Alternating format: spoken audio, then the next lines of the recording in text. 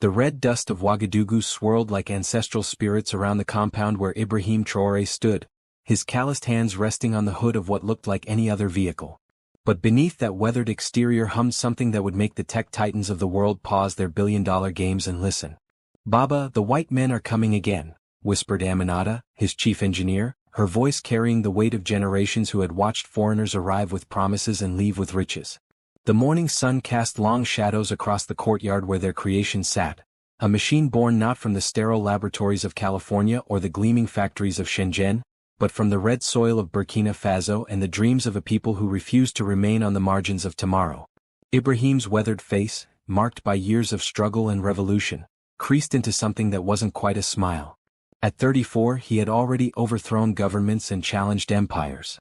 Now he was about to do something that would shake the foundations of an industry built on the assumption that innovation belonged to the West and the East, never to the heart of Africa. "Let them come, sister," he said, his more accent thick as honey, each word deliberate as a drumbeat. "Today we show them that lightning doesn't only strike twice, sometimes it strikes from where they least expect it." 3 weeks earlier, the tech world had been abuzz with whispers. Elon Musk's latest Tesla prototype had achieved what many thought impossible, a 1,000-mile range on a single charge. BYD's Wang Chuanfu had countered with their own breakthrough, a battery that could charge to full capacity in under 3 minutes. The electric vehicle race had become a 2-horse sprint, with Western innovation and Eastern manufacturing locked in their eternal dance of competition and collaboration. But in the corridors of power in Ouagadougou, Ibrahim Traoré had been quietly working on something else entirely. Something that would make range and charging speed seem like yesterday's concerns. The call had come on a Tuesday morning, as Ibrahim reviewed reports from the mining cooperatives in the eastern provinces. Kofi, his intelligence chief, burst into the office with an urgency that made the air crackle. "President, they're planning something. Tesla and BYD, they've been buying up lithium rights across West Africa. Not just buying, President, they're trying to lock us out of our own resources." Ibrahim's jaw tightened. The old game's the same colonial playbook with digital ink. Extract the resources, leave the people with holes in the ground and empty promises. "How long do we have?" he asked. "The signing is scheduled for next month. Ghana, Mali, Niger, they're all being courted. Big money, bigger promises." Ibrahim stood, walking to the window that overlooked the bustling streets of his capital. Below, motorcycles weaved between cars, vendors called out their wares, and life moved with the rhythm of a people who had learned to thrive despite the odds. But he knew that rhythm was threatened. Once again, Africa was being positioned as the supplier of raw materials for innovations that would be branded and sold back to them at premium prices. "Non," he said, his voice carrying the authority of someone who had never learned to accept the unacceptable. "Not this time." What Ibrahim knew, and what the boardrooms of Silicon Valley and Shenzhen didn't, was that his grandmother, Nana Yaba, had been more than just a keeper of traditional stories. She had been a keeper of knowledge, ancient understanding about the properties of certain clay deposits found only in the tri-border region where Burkina Faso met Mali and Niger. The clay, which the locals called bindle, meaning the earth that remembers, had properties that Western science was only beginning to understand. When combined with specific mineral compositions found in the region's gold mines, it created a natural superconductor that could store and release electrical energy with an efficiency that made lithium batteries look like Stone Age technology. But the knowledge of how to work with bindle couldn't be extracted or replicated in foreign laboratories. It required the touch of hands that understood the Earth's moods, the eyes that could read the subtle color changes that indicate readiness, and the patience of a people who had learned to work with nature rather than against it. Ibrahim's team of engineers, brilliant minds who had been overlooked by the international tech community simply because their degrees came from Ouagadougou University rather than MIT or Tsinghua, had spent 3 years perfecting the process. They had created not just a better battery, but a completely different approach to energy storage. One that was sustainable, locally sourced, and impossible to reproduce without the full participation of the communities that held the traditional knowledge. The video conference was scheduled for noon, Ouagadougou time. On the other end of the connection, Elon Musk sat in his Austin office, his expression a mix of curiosity and skepticism. In Shenzhen, Wang Chuanfu leaned forward at his conference table, surrounded by his top engineers. Both men had initially dismissed the invitation from Burkina Faso's president as political theater, another African leader trying to position himself as a tech innovator. But their intelligence networks had picked up whispers. Something unusual was happening in West Africa. Equipment orders that didn't match any known battery technology. Patent applications that referenced materials and processes that didn't exist in any database. And most intriguingly, energy efficiency readings from a small facility outside Ouagadougou that, if accurate, would revolutionize not just transportation but the entire global energy infrastructure. Ibrahim appeared on screen, standing next to what looked like a modest sedan. Behind him, the red earth of Burkina Faso stretched to the horizon, dotted with baobab trees that had witnessed centuries of change. "Messrs," Ibrahim began, his English crisp despite his accent, "you have come to Africa many times seeking resources. Today, I invite you to witness innovation." Musk shifted in his chair. "President Traoré, with respect, we're interested in partnerships, but Tesla's current technology already represents the cutting edge of—" "Mr. Musk," Ibrahim interrupted gently, "may I ask the range of your best vehicle? Our latest prototype achieves over 1,000 miles on a single charge. And charging time? 20 minutes for 80% capacity using our supercharger network." Wang Chuanfu spoke up from Shenzhen. "Our latest BYD model can achieve 90% charge in under 3 minutes using our ultra-fast charging technology." Ibrahim nodded respectfully. "Impressive achievements. Now, if you would indulge me, I would like to show you our approach." What happened next would be dissected in engineering forums for years to come. Ibrahim's team connected their monitoring equipment to the vehicle's systems, displaying real-time data that both Tesla and BYD's teams could verify remotely. The car had been running continuously for 6 hours, powering not just its own systems but also providing electricity to the entire facility behind it. Lights, computers, air conditioning, even a small manufacturing line that was producing traditional textiles. The energy readings showed no depletion. "Gentlemen," Ibrahim said, his voice carrying the rhythm of ancient storytelling, "this vehicle has been providing power to this facility for 6 days. The energy storage system has not depleted by even 1%. The silence on the conference call was profound. "That's impossible," Musk said finally. "The laws of thermodynamics are not suspended, Mr. Musk. They are simply applied differently." Ibrahim gestured to his chief engineer Aminata, who stepped forward. "Bonsoir, messieurs. The technology we have developed does not store energy in the way you understand it. Instead, it harnesses the natural electrical properties of specific mineral composites found in our region. These materials, when properly prepared using traditional techniques, create a resonance field that draws ambient electrical energy from the environment itself." Wang Chuanfu leaned forward. "You're describing a perpetual motion machine. That violates basic physics." Aminata's smile was patient, the way a teacher smiles at a bright student who has missed something obvious. "Not perpetual motion, monsieur. Perpetual connection. The Earth itself is a massive electrical system. We have simply learned to tap into it respectfully." As the technical demonstrations continued, Ibrahim felt the weight of ancestral eyes upon him. This moment was about more than automotive technology or market disruption. It was about dignity. About the right of African innovation to stand on equal footing with Silicon Valley's algorithms and Shenzhen's manufacturing might. His phone buzzed with a message from his foreign minister. "The French are asking for an emergency meeting. The Americans want to send a delegation. The Chinese are offering infrastructure investments." The old playbook was already in motion. Diplomatic pressure, economic incentives, the subtle threats that had kept African innovation in check for generations. But Ibrahim had anticipated this.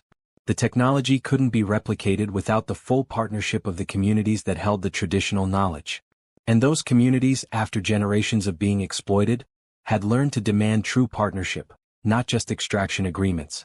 "President Traoré," Musk's voice brought him back to the call. "If this technology is real, and I'm not saying I believe it yet, but if it's real, it changes everything. The entire global energy infrastructure, not just transportation." "Indeed, Mr. Musk. And that is precisely why we will not allow it to be colonized." The weeks that followed were a masterclass in modern African diplomacy. Ibrahim's team had learned from the mistakes of previous generations. They had not just developed the technology, they had protected it with layers of legal, cultural, and technical safeguards that made traditional extraction impossible. The mineral rights were held collectively by the communities, with decision-making power distributed among traditional councils that had governed these lands for centuries. The processing techniques were protected not just by patents but by cultural protocols that required deep community integration. And the manufacturing process itself had been designed to be distributed across multiple locations, each dependent on the others, making it impossible for any single entity to control the entire supply chain. When the Tesla delegation arrived in Ouagadougou, they found themselves in negotiations not just with government officials but with traditional chiefs, women's cooperatives, youth organizations, and environmental groups. Every stakeholder had a voice, and every voice had veto power. "This is different from how we usually do business," admitted Sarah Martinez, Tesla's head of international partnerships, as she sat in the shade of a massive baobab tree that served as the traditional meeting place for the Ouagadougou Regional Council. It is different," replied Nana Adama, the senior queen mother whose authority in this region predated any colonial boundary. "Your usual way has left us with holes in the ground and empty promises. This time we build together or we don't build at all." As skeptical engineers from both Tesla and BYD laboratories worked alongside Ibrahim's team, the impossible began to reveal its secrets. The bindle clay, when properly prepared, created crystalline structures that functioned as natural quantum processors. These structures could maintain quantum coherence at room temperature, something that had eluded billion-dollar research programs for decades. The breakthrough wasn't just in the materials but in the philosophy. Western technology had approached energy storage as a problem of containment, how to trap and hold electrical energy until needed. The African approach treated it as a problem of connection, how to maintain a harmonious relationship with the natural electrical systems that surrounded all life. Dr. Kwame Asante, who had earned his physics doctorate from Oxford before returning to lead the technical development team, explained it to the increasingly bewildered foreign engineers. "You have been trying to build better boxes to hold lightning. We learned to dance with the storm itself." But innovation in Africa had never been allowed to proceed without consequence. As news of the breakthrough spread, the pressure campaigns began in earnest. Trade routes suddenly faced new regulations. Banking relationships became complicated. International conferences stopped extending invitations. The message was clear: stay in your lane or face the consequences. Ibrahim stood in his office, looking out at the city lights powered by their revolutionary technology, and felt the familiar anger that had driven him to revolution in the first place. But this time he also felt something else: confidence. The technology wasn't just revolutionary, it was democratizing. Because it required community participation and traditional knowledge, it couldn't be monopolized by corporations or governments. His phone rang. Musk's number. "President Traoré, I'll cut to the chase. What you've developed isn't just a better battery. It's a complete paradigm shift. My engineers are telling me things that sound like science fiction. And I want to partner with you. Real partnership. Not the usual licensing deals or supply agreements. I'm talking about joint development, shared profits, technology transfer that goes both ways." Ibrahim was quiet for a long moment. "Mr. Musk, do you know the story of Anansi the spider?" "Can't say that I do." Anansi was clever, always trying to gather all the world's wisdom for himself. But he learned that wisdom shared is wisdom multiplied, while wisdom hoarded becomes a burden too heavy to carry. "Are you calling me a spider, President Traoré?" Ibrahim laughed, a sound like thunder rolling across the savannah. "I am saying that the choice is yours, Mr. Musk. You can try to gather this wisdom for yourself, or you can help us share it with the world in a way that lifts all boats." The partnership that emerged over the following months defied every conventional business model. Instead of Tesla licensing the technology or establishing manufacturing facilities in Africa, they created a new kind of consortium. African communities held the mineral rights and traditional knowledge.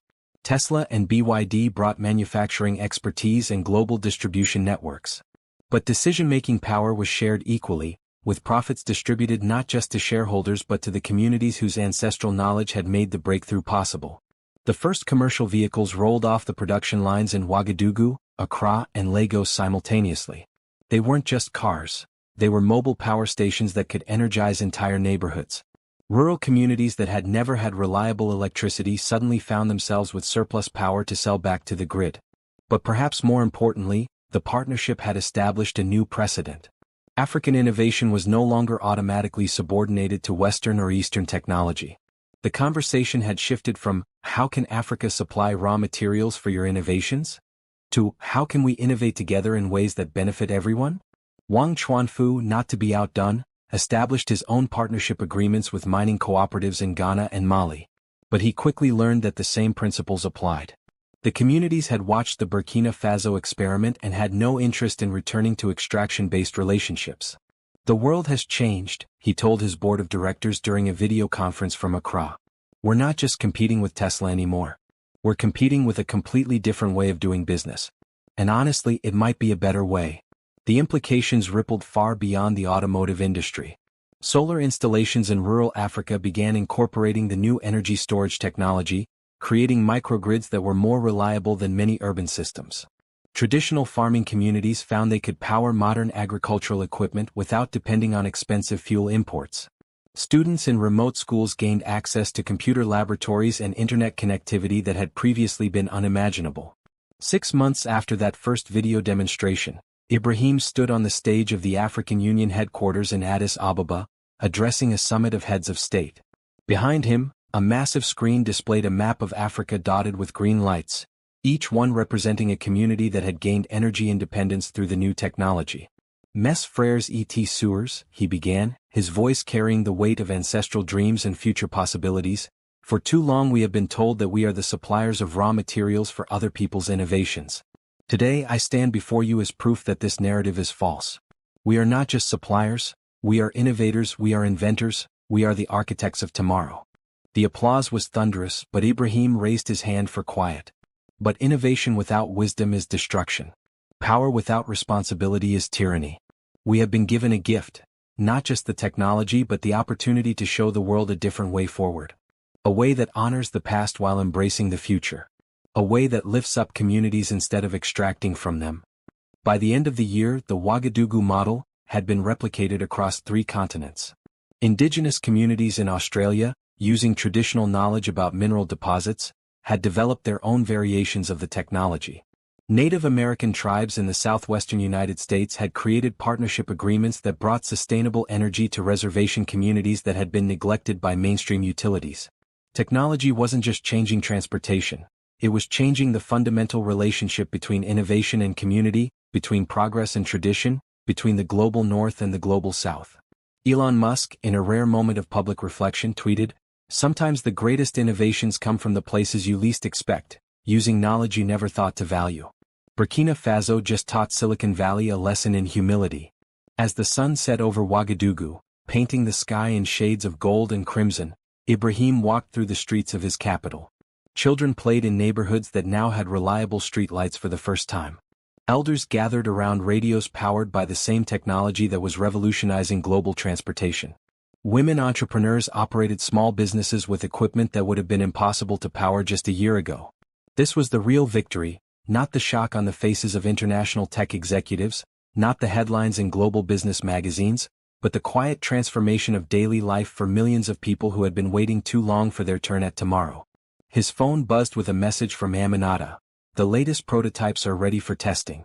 Range is now theoretically unlimited and we've solved the scalability challenges. The ancestors would be proud. Ibrahim smiled, thinking of his grandmother Nana Yaba, who had taught him that true strength came not from dominating others but from lifting them up. The technology they had developed was powerful enough to reshape global energy systems, but it was rooted in values that made such power worth having. As he reached his compound, he paused at the gate where a small plaque bore a traditional Moor proverb. Vegba ka ta ka timdi. The river that nourishes the valley flows from the mountain that honors the sky. Innovation, he had learned, was not about conquering nature or dominating markets. It was about finding harmony between human needs and natural systems, between traditional wisdom and future possibilities, between local knowledge and global impact. The electric vehicle revolution had begun in Silicon Valley and Shenzhen with the promise of technological disruption. But it had found its true purpose in the red dust of West Africa, where ancient wisdom met modern innovation, and where the future was being built not just for the few but for all. The thunder that had shocked the tech world wasn't just the sound of a new technology, it was the sound of a new era, one where innovation served the community, where progress honored tradition, and where the margins of the world map became the center of tomorrow's story. And in that thunder, the ancestors smiled, knowing that their children had learned to dance with lightning while keeping their feet firmly planted in the soil that had nurtured their dreams for generations.